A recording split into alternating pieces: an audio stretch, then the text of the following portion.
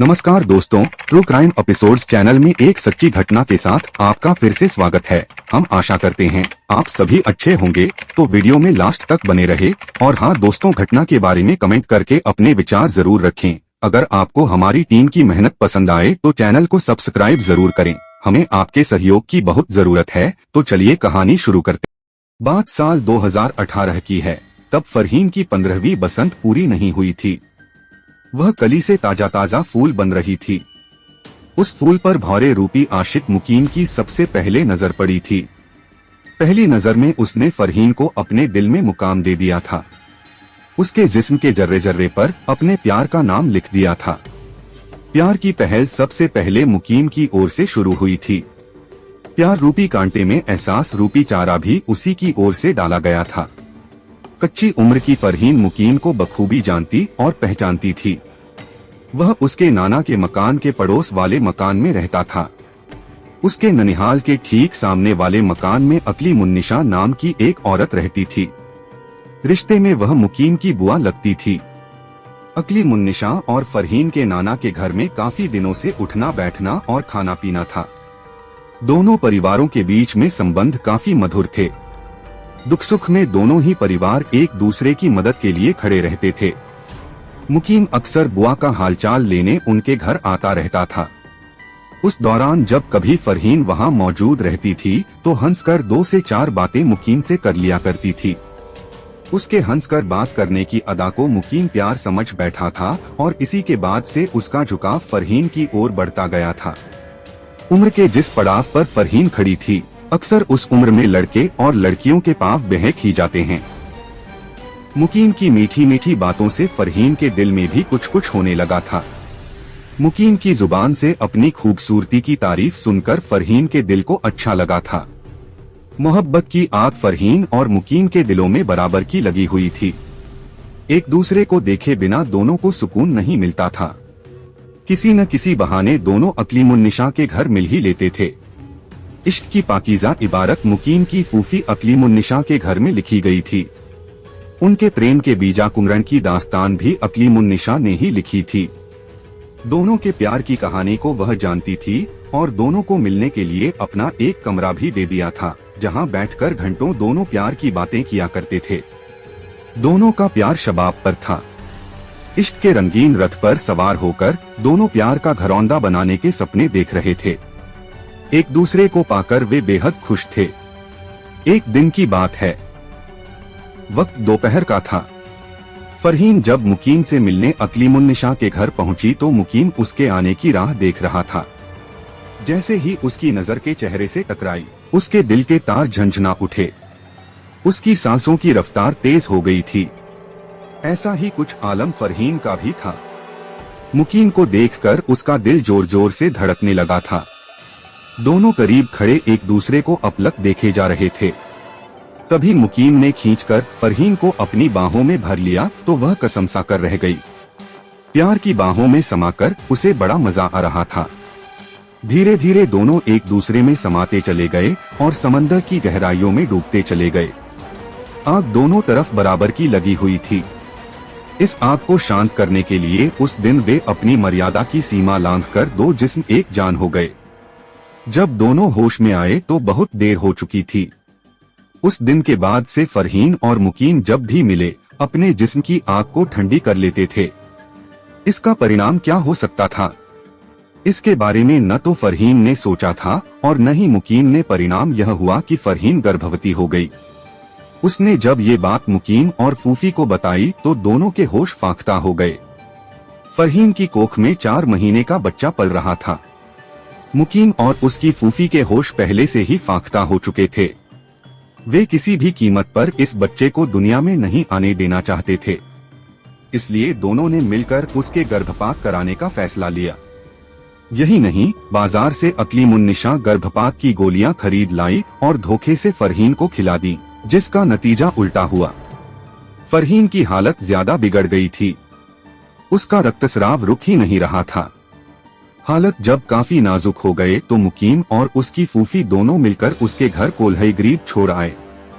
दोनों वहां रुके नहीं। बेटी की ऐसी हालत देखकर फरहीन की मां रुखसाना हैरान थी। उसकी समझ में नहीं आ रहा था कि बेटी ननिहाल में अच्छी भली रह रही थी, फिर अचानक उसे क्या हो गया जो उसकी हालत इतनी बिगड़ गई कि किसी और को उसे घर पहुंचाना पड़ा। दरअसल फरहीन के साथ जो कुछ भी हुआ था उसने अपने घर वालों को कभी कोई बात नहीं बताई थी। वह जानती थी कि सच जब माँ को पता चलेगा तो वह उसकी बोटी बोटी कर देंगी। इसी डर से उसने सारी सच्चाई अपने तक ही छिपाई थी, ननिहाल में भी किसी को नहीं बताई थी। जब बेटी के मुंह से माँ रुखसाना ने सारी सच्चाई सुनी तो उसके पैरों तले से जमीन खिसक गई। वह सिर पर हाथ धरे धम्म से जमीन पर जा गिरी थी। उसे बेटी की करतूतों पर बहुत गुस्सा आ रहा था। अपने मन की सारी भड़ास रुखसाना ने बेटी पर उतारी। रुखसाना और उसके पति मोहम्मद अली इस निर्णय पर पहुंचे कि जिसके चलते बेटी का जीवन बर्बाद हुआ है वही इसके साथ निकाह करेगा। मोहम्मद अली, उसकी पत्नी रुखसाना और समाज के कुछ प्रतिष्ठित लोग एकजुट होकर मुकीम के घर पहुंचे। उन्होंने उसके अब्बू मोबिन से मिलकर मुकीम के साथ फरहीन की शादी करने का दबाव बनाया तो मोबिन ने फरहीन को अपने घर की बहू बनाने से इनकार कर दिया। उल्टा फरहीन पर ही चरित्रहीनता का आरोप लगाकर अपना पल्ला झाड़ लिया। बात घरों से निकलकर समाज के बीच फैल चुकी थी। मोहम्मद अली की बड़ी बदनामी हो रही थी। उनका घर से निकलना दूभर हो गया था, लेकिन वह हार मानने वालों में से नहीं थे। उनकी पत्नी उनके साथ कदम मिलाकर चल रही थी। न्याय की गुहार लिए रुखसाना खोड़ारे थाने पहुंची तो वहां उसकी फरियाद नहीं सुनी गई। वहां से उसे डांट डपट कर भगा दिया गया। फिर वह तत्कालीन एसपी के ऑफिस पहुंचकर उन्हें लिखित तहरीर दी और न्याय की भीख मांगी। यह 6 अगस्त 2020 की बात है। एसपी ने मामले को गंभीरता से लिया और थानेदार वीके सिंह को कड़ी फटकार लगाते हुए पीड़ित पक्ष को न्याय दिलाने तथा दबंगों के खिलाफ कड़ी कार्रवाई कर उनके सम्मुख रिपोर्ट पेश करने का आदेश दिया। थाना प्रभारी वीके सिंह ने अगले दिन यानी 7 अगस्त 2020 को दोनों पक्षों को थाने बुलवाया और मुकीम को पीड़िता के साथ निकाह करने का आदेश दिया। ऐसा न करने पर जेल भेजने का फरमान जारी किया। जन दबाव और पुलिस के आदेश के सामने मोबिन और उसके बेटे मुकीम को झुकना ही पड़ा। अंततः मोबिन फरहीन को अपने घर की बहू बनाने के लिए रजामंद हो गया और उसे बहू बनाकर घर लाया। मोहम्मद मोबिन मूल रूप से गोंडा जिले के थाना खोड़ारे के शहरी का रहने वाला था। व्यापारी मोबिन पैसों वाला था। समाज बिरादरी में बड़ा नाम था। खाकी से लेकर खादी तक उसकी पहुंच थी। उसके परिवार में कुल 6 सदस्य थे, पति पत्नी और 4 बच्चे। बच्चों में मुकीम ही सबसे बड़ा था, बाकी सब उससे छोटे थे। पिता के बिजनेस में वह उनका हाथ बटाता था, लेकिन जब से फरहीन के इश्क में गिरफ्तार हुआ था हर रोज फूफी के घर ही पड़ा रहता था। यूं तो फरहीन भी 4 भाई बहनों में तीसरे नंबर की थी। उसके पिता मोहम्मद अली की अपनी दुकान थी। दुकान की आमदनी से ही परिवार का खर्च चलता था। मोबिन ने पुलिस और सामाजिक दबाव में आकर बेटे का निकाह फरहीन से कर तो दिया, लेकिन यह रिश्ता न उसे कबूल था और न ही उसकी पत्नी को डोट, लेकिन उसे समाज के सामने घुटने टेकने ही पड़ गए थे। मोबिन फरहीन को अपने घर की बहू का दर्जा देने के लिए फरहीन के माँ बाप से उनकी हैसियत से कहीं ज्यादा धन की मांग रख दी। कल तक जो मुकीम फरहीन के इश्क में पागल बना फिरता था, आज उसके प्यार के मायने ही बदल गए थे। मुकीम भी घर वालों के सुर से सुर मिलाने लगा। प्रेमी से पति बने मुकीम के बदले तेवर से फरहीन बुरी तरह हैरान थी। फरहीन की मां के मुताबिक मां बाप के साथ मिलकर मुकीम ने 5 लाख रुपयों की मांग रख दी थी। उसने यह भी शर्त रखी कि पैसों के न मिलने तक वह बेटी से नहीं मिल सकते, न ही वह मायके जा सकती है। प्यार करने वाला पति अपने मां बाप के साथ मिलकर उसको सता रहा था ताकि वह किसी तरह घर छोड़कर चली जाए और गले से मुसीबत टल जाए।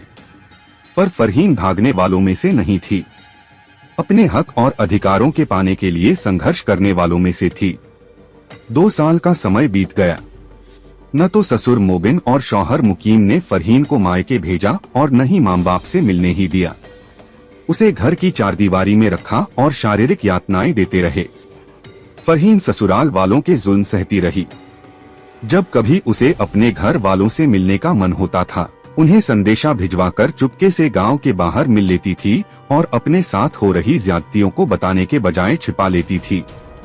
बात 29 जुलाई 2022 की है। दिन के 11 बजे के करीब मुकीम थाना खोड़ारे पहुंचा और पत्नी फरहीन की गुमशुदगी की सूचना दर्ज कराई। उसके बाद उसी दिन रात 9 बजे उसने अपनी सास रुखसाना को फोन किया कि फरहीन रात से गायब है। वह किसी दूसरे मर्द के साथ अपना मुंह काला करके भाग गई है। यह सुनकर रुखसाना का माथा ठनका कि कहीं बेटी के साथ इन जालिमों ने कोई अनर्थ तो नहीं कर दिया। उसे दामाद की बातों पर जरा भी एतबार नहीं हुआ। किसी तरह रात बीती।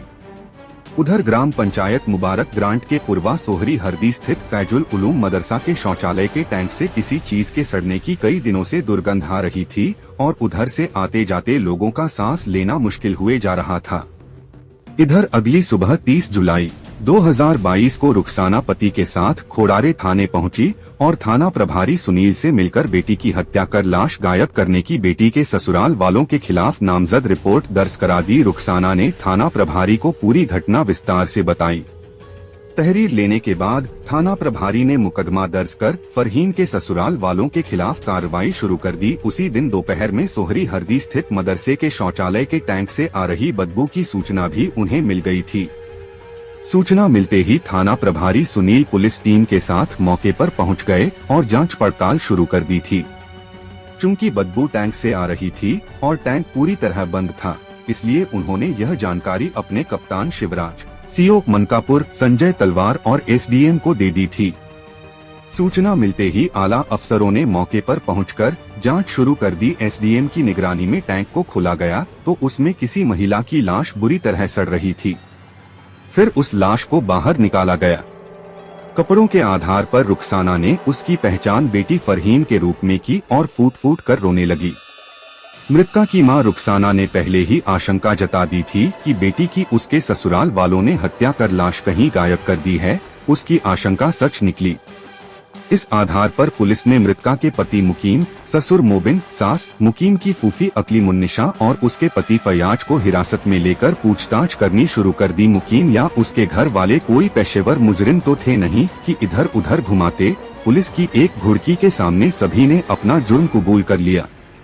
मुकीम ने अपना जुर्म कबूल करते हुए बताया कि उसी ने गला घोंटकर फरहीन की हत्या की थी और फिर अब्बू और फूफा की मदद से लाश मदरसे के टैंक में डाल दी थी ताकि किसी को पता न चले। मुकीम सहित सभी 5 आरोपियों ने अपना जुर्म कबूल कर लिया। आरोपियों से पूछताछ के बाद पुलिस ने कोर्ट में पेश कर जेल भेज दिया। जिस झूठी शान के चलते मुकीम के पिता मोबिन ने फरहीन को अपने घर की बहू मानने से इनकार कर दिया था। यदि उसने सूझबूझ के साथ काम लिया होता तो फरहीन इस दुनिया में होती और अपने रंगीन अरमानों के साथ जीती। दोस्तों, आप इस घटना के बारे में क्या कहना चाहते हो कमेंट करके बताएं। मिलते हैं फिर किसी और वीडियो के साथ।